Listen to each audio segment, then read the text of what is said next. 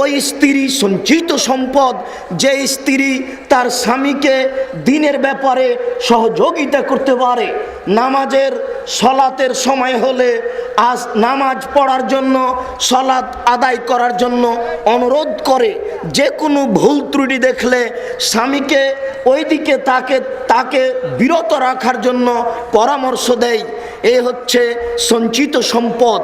আমি বলছিলাম আপনার মুখখান আল্লাহর পক্ষ থেকে একটা সঞ্চিত সম্পদ, একে আপনি মূল্যায়ন করুন। এইভাবে রাস্তাঘাটে চলে গল্প করে, অত চা পান করে, ওতে দোকানপাটে বসে থেকে আড্ডা পিটে আল্লাহকে সন্তুষ্ট করা যায় না। এটা আপনাদের ভুল পরিকল্পনা। আব্দুল্লাহ ইবনে আব্বাস রাদিয়াল্লাহু তাআলা আনহু বলেন, নেমাতান মাকবুনুন ফীহিমা কাসীর মিনান নাস, আল্লাহর পক্ষ থেকে মানুষের উপরে দুইটি অনুগ্রহ আছে, এই অনুগ্রহকে মানুষ মূল্যায়ন করে না। আল্লাহর পক্ষ থেকে মানুষের উপরে দুইটি অনুগ্রহ আছে, এই অনুগ্রহকে মানুষ মূল্যায়ন করে না। তার একটি অনুগ্রহ হচ্ছে শরীরের সুস্থতা থাকা। শরীরের সুস্থতা অর্থ কি এই যে রাস্তায় এভাবে ঘুরে বেড়াতে হবে? আমরা কোরআন হাদিসের কথা বলবো আর আপনি রাস্তা রাস্তা হেঁটে বেড়াবেন, আপনার শরীরের সুস্থতার অর্থ কি এটা?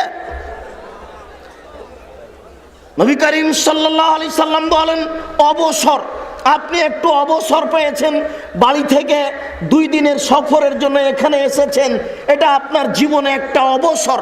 আল্লাহ তাআলা বলছেন, ফাইদা ফারাগতা ফানসাব ওয়া ইলা রাব্বিকা ফারগাব। মুহাম্মদ সাল্লাল্লাহু আলাইহি সাল্লাম, যখনই আপনি অবসর পাবেন তখনই আপনি ইবাদত বান্দিকে লেগে পড়ুন। আপনি এসেছেন এখানে ইবাদতের জন্য, আর সারা দিন বাজার বাজার ঘুরে বেড়াচ্ছেন, রাস্তা রাস্তা ঘুরে বেড়াচ্ছেন, ধর্মকে পাগল পেয়েছেন নাকি? মহান আল্লাহ বলেন, ফাইদা ফারাগতা ফানসাব, যখন আপনি অবসর পাবেন তখনই আপনি আল্লাহর ইবাদতে ব্যস্ত হন। সুবহানাল্লাহ বলুন, আলহামদুলিল্লাহ বলুন, আল্লাহু আকবার বলুন, লা ইলাহা ইল্লাল্লাহ বলুন। আর আপনারা এই 2 দিনের অবসর নিয়ে এসে কেউ আছেন ঘুমিয়ে, কেউ আছেন রাস্তায়, কেউ আছেন হোটেলে, এটা আমার বুঝে আসে না। এগুলো নয়, এইভাবে আল্লাহকে সন্তুষ্ট করা যাবে না, এটা ভুল পরিকল্পনা। আমি অনুরোধ করছি, যেখানে মাইকের আওয়াজ যাচ্ছে, যারা আপনারা চলন্ত অবস্থায় আছেন, কোনো জায়গায় গল্পের অবস্থায় আছেন, আপনারা এই চলাচল গতি, আপনাদের এই মৌখিক গল্প, এগুলো বন্ধ করুন। অত খাওয়ায় ব্যস্ত হয়েন না, ওইসব খাওয়া এত বন্ধ করুন, অল্পতেই সন্তুষ্ট হন। ইহকালও ভালো হবে, পরকালও ভালো হবে। নবী করিম সাল্লাল্লাহু আলাইহি সাল্লাম বলেছেন, সবচেয়ে অপছন্দ জিনিস ওটাই যেটা মানুষ পেটে রাখে। সবচেয়ে অপছন্দ জিনিস ওটাই যেটা মানুষ পেটে রাখে। সবচেয়ে খারাপ জিনিস ওটাই যেটা মানুষ পেটে রাখে। মানুষকে যদি খেতেই হয় তাহলে 3 ভাগের 1 ভাগ হিসাব করে খেতে হবে। 1 ভাগ খালি থাকবে, 1 ভাগ পানির জন্য থাকবে, 1 ভাগ খাওয়ার জন্য থাকবে। দেখছি শুধু সারা দিনই বাজারে হোটেলে বসে আছেন, এটা হয়?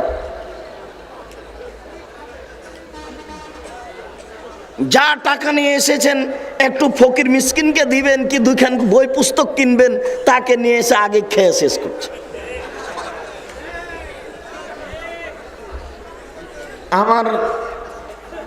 আমি এইভাবে পছন্দ করি না। আর আমার সাথে বিশেষ করে আপনাদের আগে থেকেই সম্পর্ক আছে। আমি অন্তত বক্তব্য দিতে উঠলে, এইভাবে চলাচল করলে বা শুয়ে থাকলে আমি এটা পছন্দ করি না, এটা আপনাদের জানা আছে। আমি মনে করি এতে আপনাদের উপকার আছে, আপনাদের সুবিধা আছে, এটা ঠিক হবে না। দেখেন, শ্বাস বন্ধ হলে পাপ ঠেকানো যাবে না। হাত থেকে ঢেল ছুটে গেলে যেমন ঢেল ধরা যায় না, শ্বাস বন্ধ হয়ে গেলে তেমন পাপকে ঠেকানো যাবে না। অতএব শ্বাস বন্ধ হওয়ার পূর্বেই পাপ ঠেকানোর চেষ্টা করুন। আদম আলাইহিস সালাম সামান্য ভুল করেছিলেন, আল্লাহ বললেন ওই যে গাছে ফল খাবে না, জান্নাতে হারাম ফল আছে এ কথা নয়, গাছের ফল হারাম এটাও নয়। আসলে আল্লাহ দেখছেন আদম আমাকে মানেন কিনা, তাই আল্লাহ বললেন গাছের ফল খেও না। চট করে ইবলিস এসে বলছে আমি খুব ভালো মানুষ, আমি আপনার সহযোগী, আপনি আমার উপদেশ শুনুন, আপনি ফল খান, আপনার জন্য ভালো হবে। ইবলিসের এই অত্যাচারে স্বামী স্ত্রী পরামর্শ করতে করতে এক পর্যায়ে ফল খেয়ে ফেলেছে। যখন ফল খেয়ে ফেলেছেন আল্লাহ বললেন এই যে ভুল হয়ে গেল। এই যে ভুল বুঝতে পেরে, এই যে আদম আলাইহিস সালাম ভুল বুঝতে পেরে বলতে লাগলেন রব্বানা যালামনা আনফুসানা ওয়া ইল্লাম তাগফির লানা ওয়া তারহামনা লানাকুনান্না মিনাল খাসিরিন।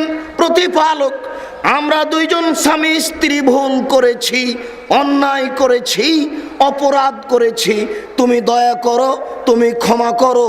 তুমি যদি দয়া না করো, তুমি যদি ক্ষমা না করো, তাহলে আমরা ক্ষতিগ্রস্তের অন্তর্ভুক্ত হব। আদম আলাইহিস সালাম মরা পর্যন্ত এই দোয়া বলতে থাকলেন, মরা পর্যন্ত।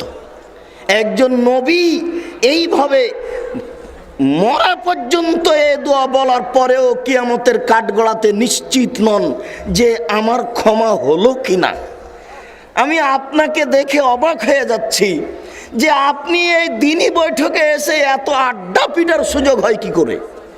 আশ্চর্য, এ কি কথা? এত ভোগ বিলাসী কেন? শুনুন, বিচারের কাঠগড়াতে সব মোমেন যখন আটকা পড়বে, পাপী তো আছেই, সব মোমেন যখন আটকা পড়বে সবাই পরামর্শ করবে, আমরা সবাই করব, পরামর্শ করে বলবো কি করা যায়। চলো যায় আদম আলাইহিস সালামের কাছে। সবাই গিয়ে বলবেন যে আপনি আদম, আল্লাহ আপনাকে নিজ হাতে সৃষ্টি করেছেন, আল্লাহ আপনাকে জান্নাতে রেখেছেন, আল্লাহ আপনাকে ফেরেশতা দিয়ে সিজদা করিয়েছেন, আপনি কি আমাদের একটা আজকে কথা শুনবেন? একটু কি আমাদের উপকার করবেন? যদি একটু আল্লাহকে বলতেন তাহলে আমাদের একটু সুবিধা হতো, আল্লাহ আমাদের এখানে একটু শান্তি দিতেন। তখন আদম আলাইহিস সালাম বলবেন ইন্নী লাস্তু হুনাকুম, না আমি এটা করতে পারছি না, আমার প্রতিপালক আজকে আমার উপরে রাগ করেছেন, এত রাগ পূর্বেও কোনোদিন করেননি, পরেও কোনোদিন করবেন না। আমি বুঝতে পারছি না যে আমি ওই ফল খাওয়ার কারণে মরা পর্যন্ত ক্ষমা চেয়েছি, ক্ষমা হয়েছে কিনা। আজকে যদি ওটা ধরে বলে বসেন তাহলে আমার যে কি হবে তা আমি নিজেই বুঝি না। কাজে আমি তোমাদের জন্য কোনো কাজ করতে পারবো না। দেখেন সবার পিতা কত সম্মানী মানুষ, এরপরেও নিশ্চিত নন। আমার বুঝে আসে না আপনি এত আনন্দ ফুর্তি করার সুযোগ পেলেন কি করে? আহলে হাদিস আন্দোলনের সদস্য অথবা সমর্থক অথবা ভালোবাসেন বলে এখানে এসেছেন, আপনার এটা হয় কি করে? শুনুন, মহান আল্লাহ বলেন অনাহশুরুহুম ইয়াউমাল কিয়ামাহ আলা ওয়াজুহিহিম, বিচারের কাঠগড়াতে আমি অপরাধীদের উল্টা করে একত্রিত করব। পা থাকবে উপরের দিকে, মাথা থাকবে নিচের দিকে।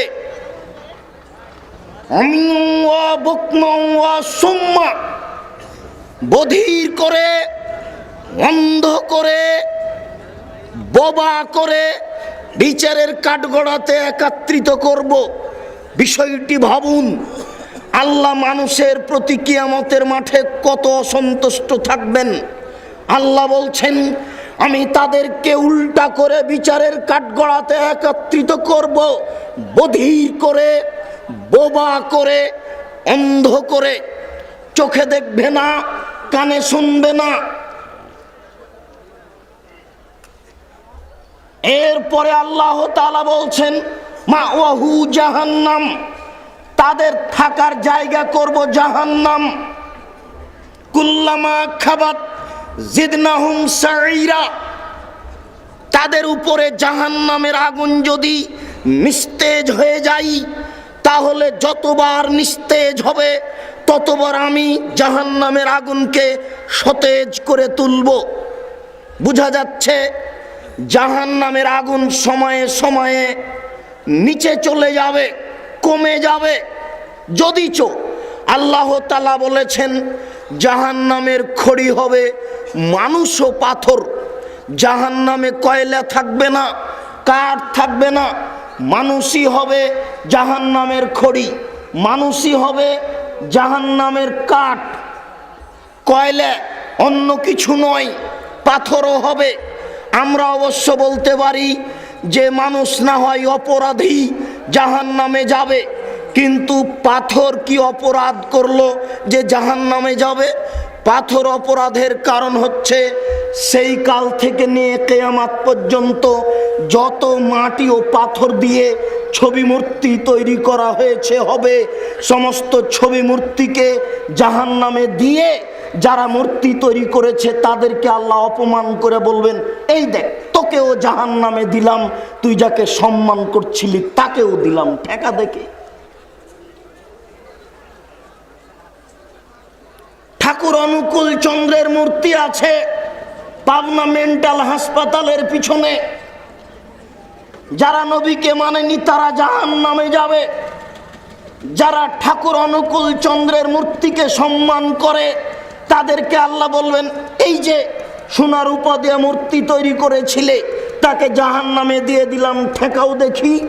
বিচারের কাঠগড়াতে 17টা দেশের সদস্য, 22 বছরের নেত্রী ইন্দিরা গান্ধী, পিছনে হাত বাঁধা থাকবে, পিছনে হাত বেঁধে ইন্দিরা গান্ধীকে জাহান্নামে নিয়ে যাওয়া হবে।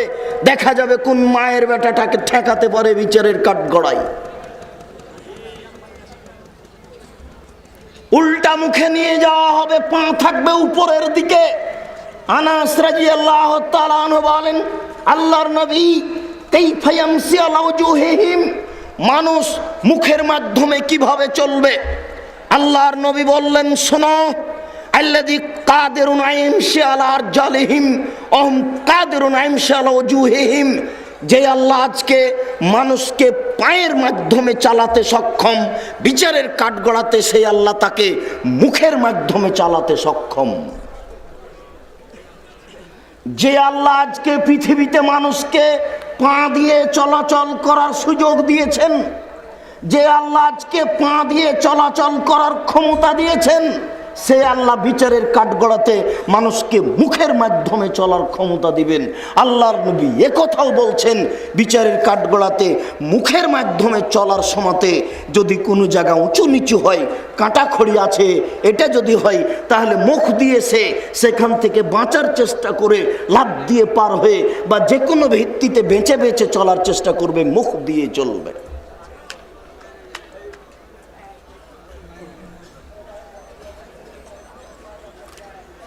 মহান আল্লাহ বলেন,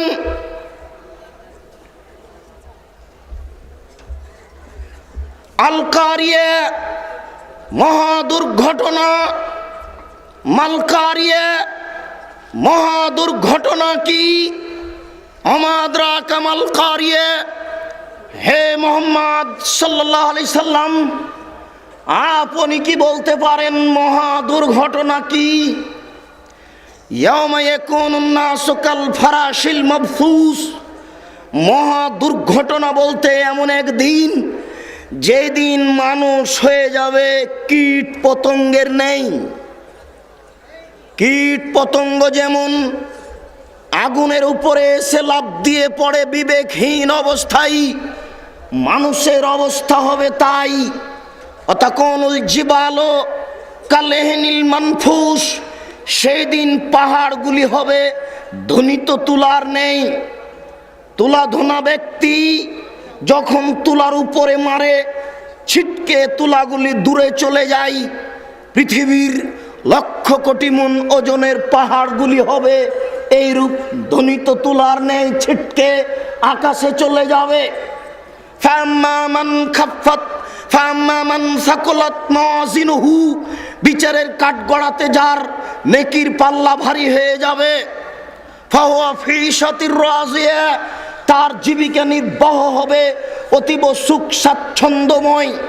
আম্মা মান খাফফাত মাওয়াজিনুহু, যার নেকির পাল্লা হালকা হয়ে যাবে, পাপের পাল্লা ভারী হয়ে যাবে, ফাউম্মুহু হাবিয়া, তার থাকার জায়গা হবে অতীব গভীর গহ্বর হাবিয়ে ওমাদ্রাকা মাহে।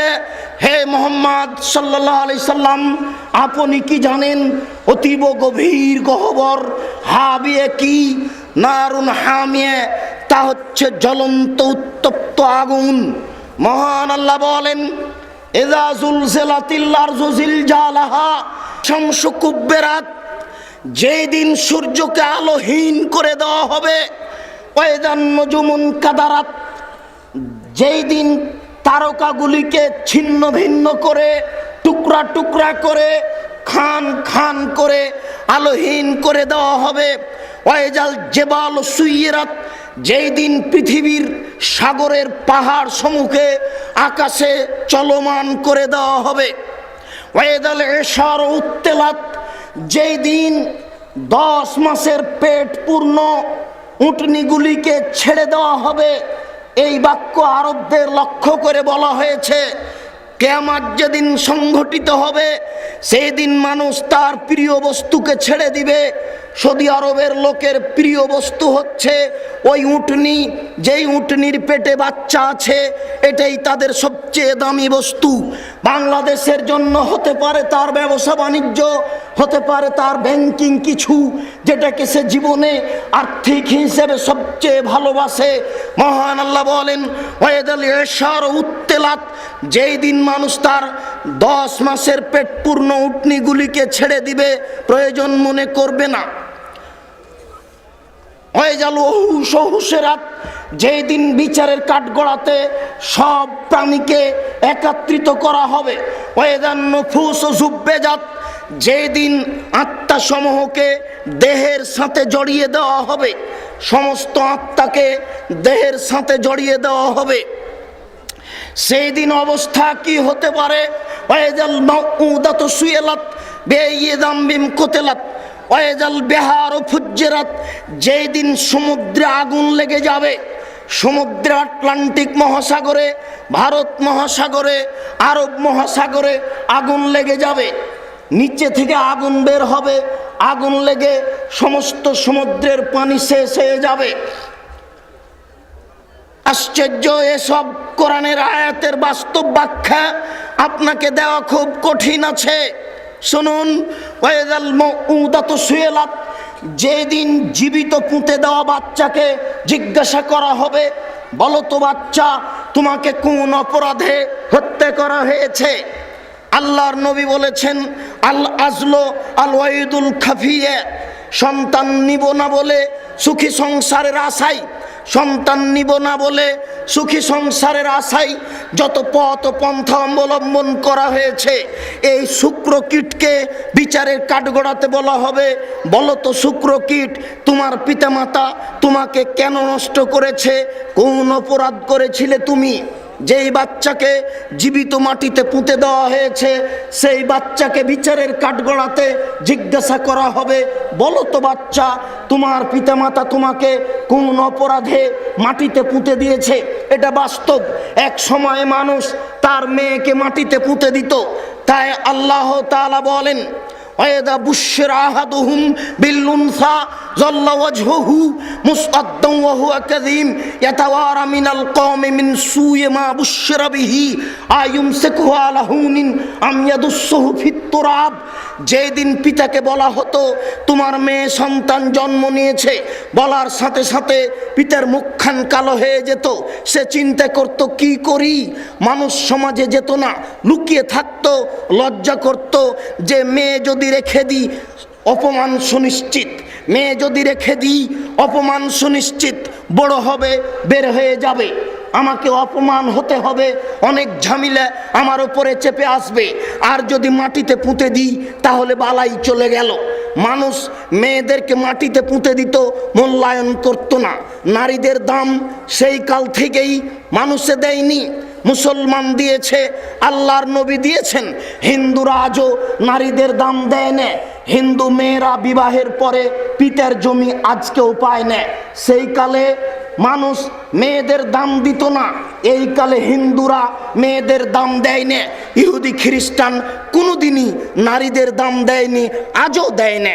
যদি কোনো ইহুদি মেয়ের, যদি কোনো খ্রিস্টান মেয়ের ঋতু হয়, তাহলে তার স্বামীরা বলে, ছি ছি ছি, তুমি পচে গেছো, তুমি বাড়ির পিছন দিকে থাকো, তুমি বিছনায় স্পর্শ করো না, তুমি পাতিল স্পর্শ করো না, তুমি প্লেট স্পর্শ করো না। তাহলে তারা নারীদেরকে ঘৃণা করে, হিন্দু নারীদের ঘৃণা করে, ইহুদি নারীদের ঘৃণা করে, খ্রিস্টান নারীদের ঘৃণা করে। আর অতীতের লোকেরা নারীকে জীবিত মাটিতে পুঁতে দিত। পক্ষান্তরে নবী করিম সাল্লাল্লাহু আলাইহি সাল্লাম নারীদের মান দিয়েছেন। দেখুন, আয়েশা রাদিয়াল্লাহু তাআলা আনহা বলছেন যে আল্লাহর নবী আমার উরু, আমার রানের ওপরে মাথা রেখে কোরআন তেলাওয়াত করছেন, তখন আমি ঋতুবতী। এই বাক্য আপনাকে আমি কি দিয়ে বুঝাই? ইহুদি খ্রিস্টান বলছে ঋতু হলে ও নাপাক হয়ে গেছে, ওকে বাড়ির বাইরে রেখে আসতে হবে, ও পচে গেছে, ও নষ্ট হয়ে গেছে। আর আয়েশা রাদিয়াল্লাহু তাআলা বলছেন যে আল্লাহর নবী আমার উরু রানের ওপরে মাথা রেখে কোরআন তেলাওয়াত করেন, তখন আমি ঋতুবতী। আয়েশা রাদিয়াল্লাহু তাআলা বলেন যে আমি গিলাসে পানি পান করে কিছু পানি রেখেছি, নবীর হাতে দিয়েছি, তিনি গিলাসটা নিয়ে ফাওয়াজা ফাহু ফিমোজে ফিয়ে, যেখানে আমি মুখ লাগিয়ে পানি পান করেছি সেখানে তিনি মুখ লাগিয়ে পানি পান করেন, তখন আমি ঋতুবতী। আয়েশা রাদিয়াল্লাহু তাআলা আনহা বলেন এখন গোশতের টুকরা মুখে নিয়ে ছিঁড়ে খেয়ে নবীর হাতে দিয়েছি, আল্লাহর নবী গোশতের টুকরার ওখানে মুখ লাগিয়েছেন যেখানে আমি মুখ লাগিয়ে গোশত ছিঁড়ে খেয়েছি, তখন আমি ঋতুবতী।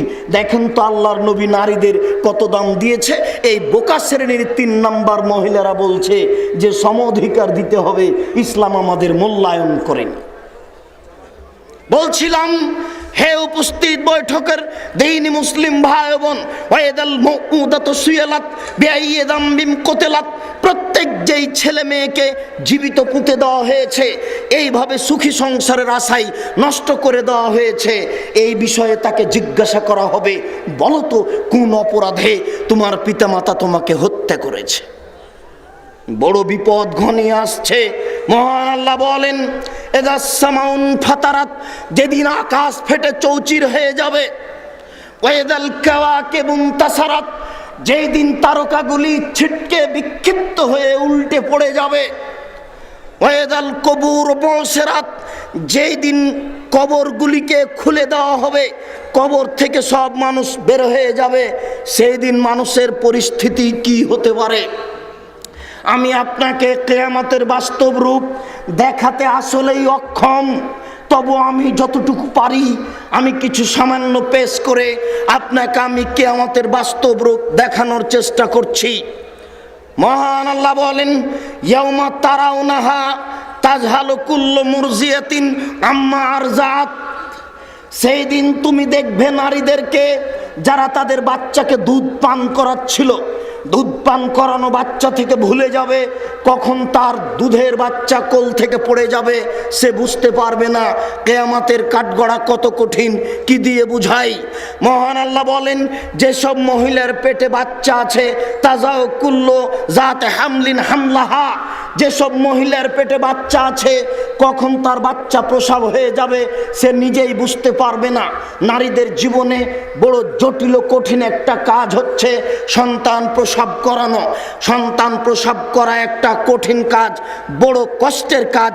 এরপরেও কিয়ামতের জটিলতার কারণে সে বুঝতে পারবে না কখন তার বাচ্চা প্রসব হয়ে যাবে। সত্যিকারই কিয়ামত বড় জটিল। কিয়ামতের বাস্তবতা আপনাকে দেখানোর জন্য আমি সর্বপ্রথম দেখাই ইব্রাহিম এবং তার পিতা বাপ বেটার সামনাসামনি আলোচনা। আমার দিকে লক্ষ্য করুন, যে যেখানে আছেন চলাচল গতি বন্ধ করে খেয়াল করুন। আবু হুরায়রা রাদিয়াল্লাহু তাআলা আনহু বলেন লাকিয়া ইব্রাহিম আবাহু আজার, বিচারের কাঠগড়াতে ইব্রাহিম আলাইহিস সালাম তার পিতার সাথে সাক্ষাৎ করবেন, বাপ বেটা মুখামুখি হয়ে যাবেন। ওয়ালা ওয়াজহি আজার কাতারাতুন গাবারাতুন, ওই সময়তে আজরের মুখখান থাকবে মলিন, দেখে মনে হবে যেন ধুলা লেগে আছে, মুখখান মলিন হয়ে আছে। বিচারের কাঠগড়াতে ইব্রাহিম আলাইহিস সালাম বলবেন আলিয়া আলাম আকুল্লাক আল্লাহ তাসিনি, আব্বা আপনাকে আমি বলেছিলাম আপনি আমার নাফরমানি করিয়েন না, আব্বা আপনাকে আমি বলেছিলাম আপনি আমার নাফরমানি করিয়েন না, আব্বা আপনাকে বলেছিলাম আপনি আমার নাফরমানি করিয়েন না, আপনি আমাকে মানেননি। 5 বার ইব্রাহিম আলাইহিস সালাম বলেছিলেন আব্বা আপনি আমাকে মানেন, আব্বা আপনি আমার কথা মানেন। 5 বার বলার পরে আজর বলেছিল, এই শোন, লাইলাম তানতাহে লানার জুমান্নাকা, তুই যদি এইভাবে আমাকে বলা থেকে বিরত না থাকিস তাহলে তোকে পাথর দিয়ে পিটাবো। যখন পিতাই এই কথা বলল তখন ইব্রাহিম আলাইহিস সালাম বললেন, ঠিক আছে আপনিও থাকেন, আপনার মূর্তি পূজাও থাকলো, আমি চললাম, তবে আমি আপনার জন্য বিচারের কাঠগড়াতে ক্ষমা চাইবো। আজ বাপ বেটা সামনাসামনি, ছেলে বলছেন আব্বা আপনাকে বলেছিলাম আপনি আমার কথা মানুন, আমাকে উপেক্ষা করিয়েন না। বিচারের কাঠগড়াতে আজর বলবে আলিয়াউমালা আসিকা, বেটা আজকে তোমার নাফরমানি করব না, আজকে তুমি যা বলবে তাই মেনে নিব। তখন ইব্রাহিম আলাইহিস সালাম বলবেন আল্লাহুম্মা ইন্নাকা ওয়া'আদতানি আল্লা তুখজিনি ইয়াউমাল কিয়ামা আইয়ুখিজিনা যা মিন আবিল আবাদে, প্রতিপালক তুমি আমার সাথে ওয়াদা করেছো ইব্রাহিম তোমাকে আমি বিচারের কাঠগড়াতে অপমান করব না। আমার পিতা জাহান্নামে যাবে, আমি জান্নাতে যাব, এর চেয়ে বড় অপমান কি হতে পারে? ইব্রাহিম আলাইহিস সালাম বিচারের কাঠগড়াতে বলবেন আল্লাহ তুমি আমার সাথে ওয়াদা করেছো ইব্রাহিম তোমাকে আমি বিচারের কাঠগড়াতে অপমান করব না, আজকে আমার পিতা জাহান্নামে যাবে, আমি জান্নাতে যাব, এর চেয়ে বড় অপমান কি হতে পারে? ইব্রাহিম আলাইহিস সালাম বিচারের কাঠগড়াতে বলবেন আল্লাহ তুমি আমার সাথে ওয়াদা করেছো ইব্রাহিম তোমাকে আমি বিচারের কাঠগড়াতে অপমান করব না, আজকে আমার পিতা জাহান্নামে যাবে আর আমি জান্নাতে যাব, এর চেয়ে অপমান কি হতে পারে? ওই সময়তে আল্লাহ বলবেন ইব্রাহিম ইন্নী হারামতুল জান্নাত আলাল কাফিরিনা, যারা আমার নবীকে মানেনি আমি তাদের জান্নাত দেব না।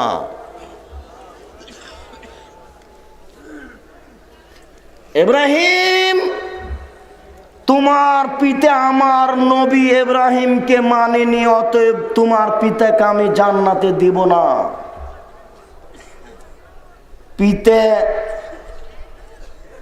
পিতা মানুষের কাছে কত সম্মানী, ইব্রাহিম আলাইহিস সালাম আল্লাহর কাছে কত সম্মানী, এরপরেও ইব্রাহিম আলাইহিস সালাম বিচারের কাঠগড়াতে টিকতে পারছেন না।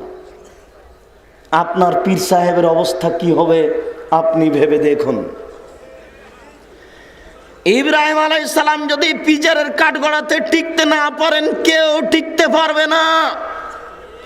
সুপারিশ করে বেদিন পিতামাতাকে জান্নাতে নিয়ে যাওয়া যাবে না, রাসূলের পদ্ধতি ছাড়া ইবাদত করে আল্লাহকে সন্তুষ্ট করা যাবে না।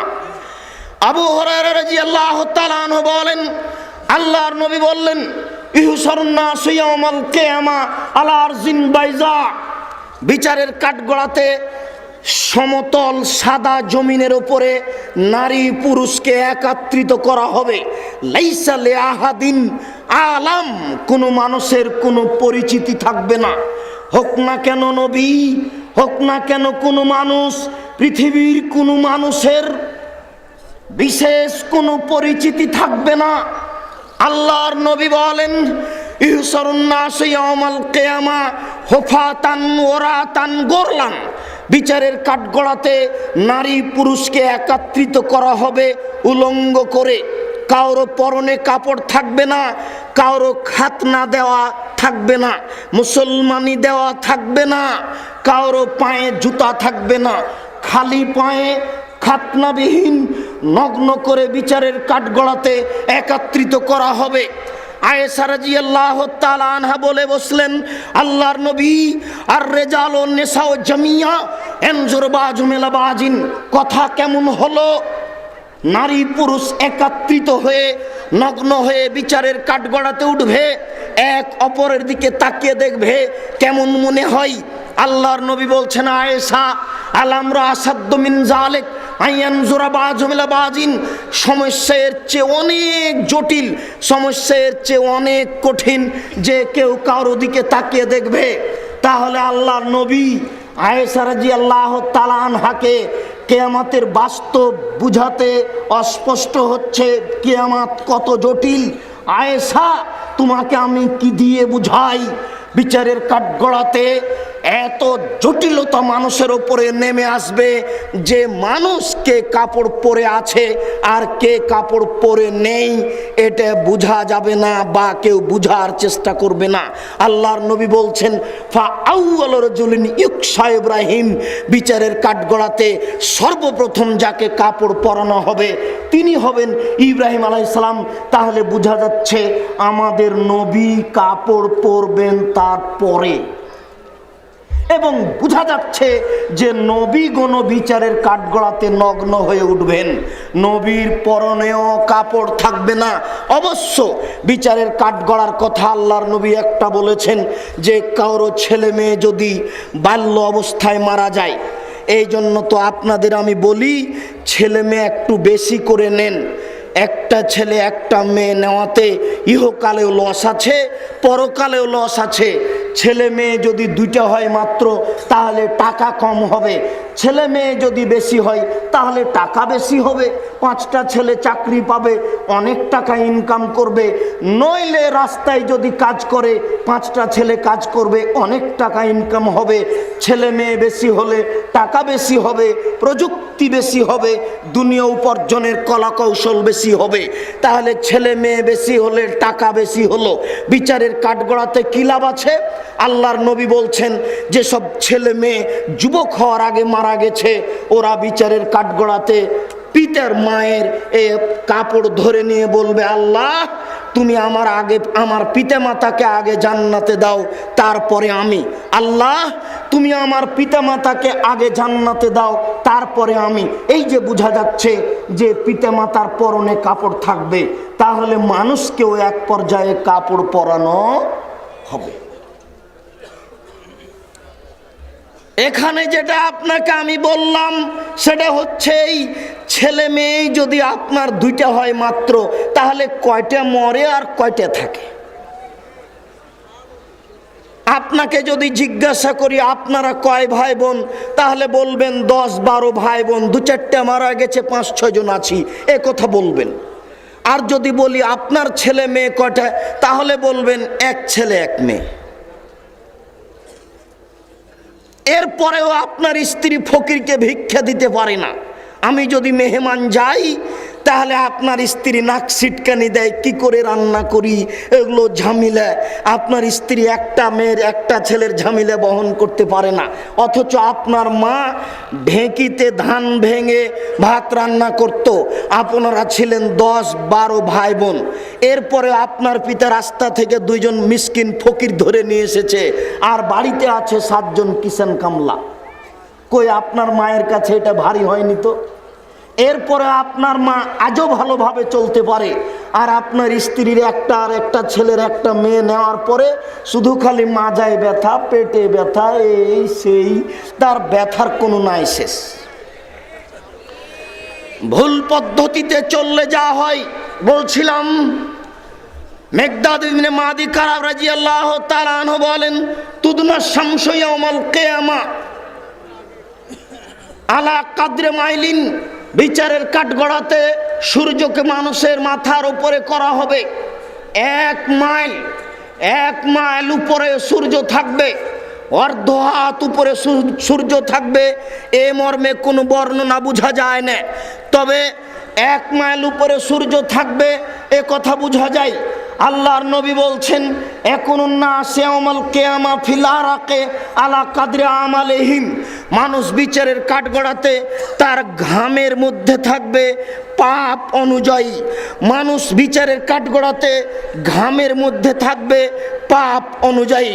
অমিনহুম মায়াকুনু ইলা কাবাইহি, কারো ঘাম হবে পায়ের টাকনু পর্যন্ত।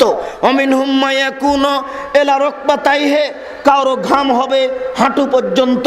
অমিনহুম মায়াকুনু ইলা হাকওয়াইহি, কারো ঘাম হবে এই আপনার কোমর পর্যন্ত। অমিনহুম মায়াকুনু ইলা তারকুকাতিহি, আর কারো ঘাম হবে এই কান পর্যন্ত, নাক পর্যন্ত। তাহলে মানুষের শরীর থেকে ঘাম বের হয়ে, হাদিস তো বুখারী মুসলিমের, শরীর থেকে ঘাম বের হয়ে কান পর্যন্ত ঘাম হয়ে যাবে। আপনাকে আমি কি দিয়ে বুঝাই বিচারের কাঠগড়া কত জটিল? কিভাবে বললে আপনাকে আমি বুঝাতে পারবো, কি ভাষায় বললে আপনাকে আমি আগ্রহী করতে পারবো, আমি এটা বুঝতে পারছি না। তবু আমি আপনাকে বলার চেষ্টা করছি, যদি আপনি কিছু আগে আসেন, যদি আপনার অন্তরে ভয় আসে, তাহলেই হয়তো বা আপনি কিয়ামতকে ভয় করে আল্লাহকে ডাকতে পারবেন।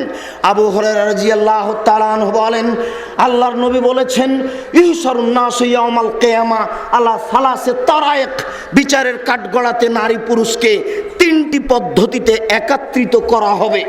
রাগেবিনা রাহেবিনা, এক শ্রেণীর মানুষ হবে যারা জাহান্নাম থেকে ভয় করে, যারা জান্নাত পাওয়ার আশা করে। যারা জাহান্নাম থেকে ভয় করে, জান্নাত পাওয়ার আশা করে। জান্নাত বড় জিনিস, আপনাকে আমি কি দিয়ে বুঝাই? এক মিনিট আমার দিকে লক্ষ্য করুন তো, আপনাকে আমি একটু জান্নাতের আকৃষ্ট করতে পারি কিনা, এখন থেকে আপনি জান্নাত পাওয়ার পরিকল্পনা করতে পারেন কিনা দেখুন তো আমার দিকে খেয়াল করে। আল্লাহর নবী বলছেন, আল্লাহ বলছেন, আল্লাহর নবী বলছেন, জান্নাতের মেঝে হবে সোনা চাঁদি দ্বারা তৈরি, জান্নাতের দেওয়াল হবে হীরামণি মুক্তা দ্বারা তৈরি, জান্নাতের ছাদ হবে হীরামণি মুক্তা মাণিক্য দ্বারা তৈরি। ছাদেও রেশমি কাপড় দেওয়া থাকবে, দেওয়ালে রেশমি কাপড় দেওয়া থাকবে। আপনি যেখানে বসে থাকবেন এটা হবে উন্নত মানের গালিচা সোফা সেট, আপনিও সোফায় বসে থাকবেন।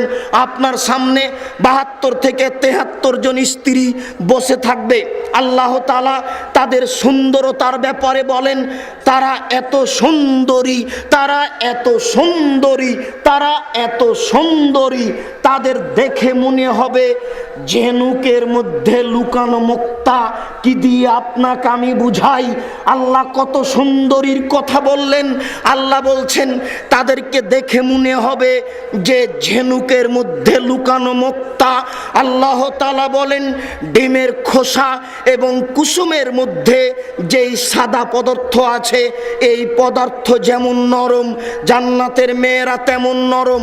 জান্নাতের মেয়েরা এত নরম, জান্নাতের মেয়েরা এত নরম, জান্নাতের মেয়েরা এত নরম যে ডিমের খোসা এবং কুসুমের মধ্যে যেই সাদা পদার্থ আছে এটা যেমন নরম। মহান আল্লাহ বলেন ওয়াকাওয়াইবা আত্রাবা, জান্নাতের মেয়েদের বয়স মোটামুটি 16-18 বছর মেয়েদের বয়স যেমন, এদের দেখতে যেমন লাগে আমি আপনাকে কি দিয়ে বুঝাই? এদের তুলনা তাদের সাথে না তাদের তুলনা এদের সাথে, একটা আপনাকে বলার জন্য বুঝানোর জন্য বলা হয়েছে। এই অবস্থায় আপনার এই সোফা সেটের চতুর্দিকে বালিশ সারিবদ্ধ করা থাকবে, খাদ্য পানি চতুর্দিকে সারিবদ্ধ থাকবে, খাদ্যের বাটিগুলি সারিবদ্ধ থাকবে। 72 থেকে 73 জন স্ত্রী আপনার সামনে বসে থাকবে। ইতিমধ্যে একজন স্ত্রী এসে বলবে আসসালামু আলাইকুম, আপনি বলবেন ওয়ালাইকুম আসসালাম। এরপরে আপনি বলবেন মানান্তি, তুমি কে? তখনও বলবে আনাল মাজিদা, আমি হচ্ছি বেশি অবশিষ্ট, আমি বেশি অতিরিক্ত তোমার কাছে এসেছি। আপনি তার মুখের দিকে তাকিয়ে দেখবেন, আল্লাহর নবী বলছেন তার মুখের দিকে তাকালে আপনি আপনার চেহারা মুখমণ্ডলকে তার গালে টক টক করে ঝকঝক করে দেখতে পাবেন। আপনাকে আমি কি দিয়ে বুঝাই জান্নাতের মেয়েরা কত সুন্দরী? এইভাবে থাকতে থাকতেই এক পর্যায়ে সবাই বলে বসবে নাহানুল খালেদাতো ফালানা বেদো অনানু নাইমাতো ফালানা বাসো অনানু রাজিয়াতো ফালানাস খাতো তু বালে মান কানা লানা অকুন্না লাহু। পায়ের সনসন ঘুंघरे जमजम पंचे पंचे फेंकेंगी, पहन के साड़ी लाल कुमारी उसको भेस्तों को सजावेंगी, जैसे कबूतर लोटन लोटे ऐसे लोटन लोटावेंगी। पायर सन सन घुंघरे जमजम पंचे पंचे फेंकेंगी, पहन के साड़ी लाल कुमारी उसको भेस्तों को सजावेंगी, जैसे कबूतर लोटन लोटे ऐसे लोटन लोटावेंगी। স্বামী গো, আমরা চিরস্থায়ী রয়েছি, কখনো আপনাকে কখনো আমরা ধ্বংস হব না। স্বামী গো, আমরা সর্বদা আপনাকে সন্তুষ্ট করে রাখবো, কখনো অসন্তুষ্ট করব না। আমরা হচ্ছে আপনার জন্য আর আপনি হচ্ছেন আমাদের জন্য। কি আপনাকে আমি কি দিয়ে বুঝাই জান্নাত কত ভোগ বিলাসের জায়গা? দেখেন তো একটু পাওয়ার ইচ্ছা হয় কি না? মনের ইচ্ছা হয়? জান্নাত পর মনের ইচ্ছা হয়? তাহলে এই যে রাস্তাঘাটে 3 নাম্বার নগ্ন নোংরা মেয়েরা ঘুরে বেড়াচ্ছে, ওই যে টিভিতে পতিতালয়ের মেয়েদেরকে দেখা যাচ্ছে, ওদেরকে দেখে চোখ জুড়ালে এদের ভোগ করার সুযোগ হবে না? খুব সাবধান। এদের ভোগ করতে হলে আজ থেকে মিথ্যা কথা ত্যাগ করতে হবে, 5 ওয়াক্ত সালাত আদায় করতে হবে, পরিবার কন্ট্রোল করতে হবে, মানুষের সাথে সদাচরণ করতে হবে। বৈঠকের 2-1 মহিলা হয়তো বা ভাবছে যে আব্দুর রাজ্জাক সাহেব সব তো ভালো পুরুষদের দিলেন, আমাদের কি?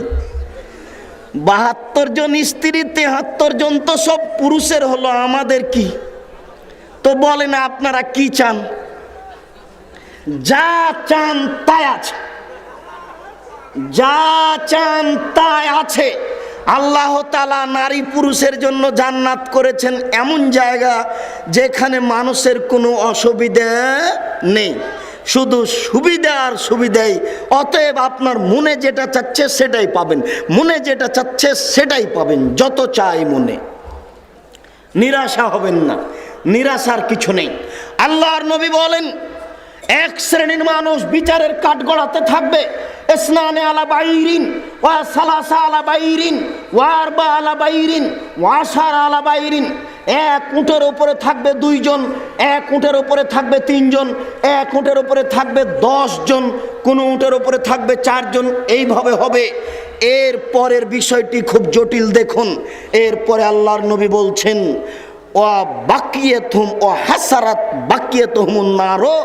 বাকিগুলিকে জাহান্নাম ঘেরে নিবে। বুঝুন তো আবারও, এক শ্রেণীর মানুষ জান্নাতের আগ্রহী আর জাহান্নামের অনাগ্রহী। এরা ভালো মানুষ, এরা গেল, এরা সবচেয়ে উত্তম। এরপরে যারা মধ্যম, তারা কেউ 2 জন থাকবে এক উটে, 3 জন থাকবে এক উটে, 4 জন থাকবে এক উটে, 10 জন থাকবে এক উটে। তাহলে বোঝা যাচ্ছে বিচারের কাঠগড়াতে উট থাকবে। এরপরে আল্লাহর নবী বলছেন, বাকিগুলিকে আগুন ঘেরে নিবে। তাকিল আইনামা কালু, যেখানে তারা দুপুরের সময় কাটাবে, আগুন তাদের চতুর্দিকে সময় কাটাবে। বাতু তাবিতু হাইসুমা বাতু, যেখানে তারা রাত অতিবাহিত করবে, আগুন তাদের চতুর্দিক ঘেরে সময় কাটাবে। যেখানে সকাল করবে, আগুন তাদের চতুর্দিক ঘেরে থাকবে। যেখানে বিকেল করবে, আগুন তাদের চতুর্দিক ঘেরে থাকবে। তাহলে বোঝা যাচ্ছে বিচারের কাঠগড়াতে যারা অপরাধী তাদেরকে আগুন ঘেরে থাকবে। শুনুন, বিচারের মাঠ বড় জটিল, বিচারের মাঠ বড় কঠিন। বিচারের মাঠে মানুষ অন্ধকার অবস্থায়, খুব অন্ধকার অবস্থায় থাকবে, মনে হবে যেন একেবারে অন্ধকার রাত। আবার মানুষ দৌড়িয়ে আদম আলাইহিস সালামের কাছে যাবে। কোনো সময় মানুষকে কাপড় পরানো হবে, কোনো সময় মানুষ আল্লাহর সামনাসামনি মুখামুখি কথা বলবে। বিচারের কাঠগড়া খুব জটিল ও কঠিন জায়গা। আমি পরবর্তী বক্তাদের সুযোগ দেওয়ার উদ্দেশ্যে বক্তব্য সংক্ষিপ্ত করে নিয়ে এসে আমি আমার বক্তব্যের পুনরাবৃত্তিতে আপনাদের বলছি, হে উপস্থিত বৈঠকের দিনই মুসলিম ভাই ও বোন, শুনুন, আল্লাহকে সন্তুষ্ট করার উদ্দেশ্যে সময় কাটান, জান্নাত পাওয়া যাবে। কিয়ামতকে ভয় করেন, কবরকে ভয় করেন, একাই কেঁদে আল্লাহকে সন্তুষ্ট করার চেষ্টা করুন। শুনুন, জনাব আবুল কালাম আজাদ সাহেবের বক্তব্যে বুঝতে পারলেন মহতারাম আমিরে জামাতের নেতৃত্বে আমাদেরকে এই আহলে হাদিস আন্দোলন সংগঠন খুব জোরালোভাবে চালিয়ে যেতে হবে। আমরা আর পিছপা হতে রাজি নই। অতএব সাহসিকতার সাথে যে কোনো অন্যায়কে উপেক্ষা করে আমরা ন্যায়ের সংগ্রাম চালিয়ে যাব ইনশাআল্লাহ। আল্লাহ তুমি আমাদের তৌফিক দান করো, আমরা যেন আহলে হাদিস আন্দোলনের ছায়াতলে থেকে জীবিকা নির্বাহ করতে পারি এবং এই জীবনটা কাটিয়ে পরকালে গিয়ে জান্নাত লাভ করতে পারি, এই তৌফিক দান করো। দেশবাসী, এলাকাবাসী, উপস্থিত নারী পুরুষ, আমার ওই পূর্বের কথাটি আবারও স্মরণ করুন। আমাদের সাথে যোগাযোগ রাখার একটি বড় মাধ্যম হচ্ছে আত-তাহরিক পত্রিকা। আপনি পত্রিকা সংগ্রহ করুন, আপনার বন্ধুকে আত-তাহরিক পত্রিকা সংগ্রহ করতে বলুন। আপনারা মোহতারাম আমিরে জামাতের সলাতুর রাসুল সংগ্রহ করে পড়ুন। আর আমার এই খাকসারের এই সাধারণ না জানা মানুষের যে লেখা বইগুলি আছে সেইগুলি মূল্যায়ন করুন। আপনাকে বলে গেছি যে আব্দুল্লাহ বিন ফজল সাহেব 8 ঘন্টা বক্তব্য দিতেন, বেঁচে নেই, চলে গেছেন। টুটা ফাটা যা লিখেছিলেন সেটাই আজও আছে। আমরাও ভাঙাচোরা বিদ্যেই যা লিখে যাচ্ছি তা হয়তো বা আপনাদের কাছে থাকবে। আপনাকে সবচেয়ে বেশি মূল্যায়ন করার জন্য বলছি আদর্শ পরিবার। আপনি আপনার স্ত্রীকে আদর্শ পরিবার বইটি একবার নয় 10 বার পড়ানোর চেষ্টা করুন। আর নিজেকে সংশোধন করার জন্য কে বড় ক্ষতিগ্রস্ত, কে বড় লাভবান, আর দোয়া মুখস্থ করার জন্য আর আইনে রাসূল দোয়া অধ্যায় বইটি সংগ্রহ করুন। সকল দিনই ভাই বোনকে আমাদের সাথে থাকার অনুরোধ রেখে, পরামর্শ দেওয়ার অনুরোধ রেখে, আত-তাহরিক পত্রিকা পড়ার অনুরোধ রেখে, আমাদের অন্যান্য বইগুলি সংগ্রহ করে পড়ার অনুরোধ রেখে আমার সংক্ষিপ্ত আলোচনা এখানে শেষ করছি।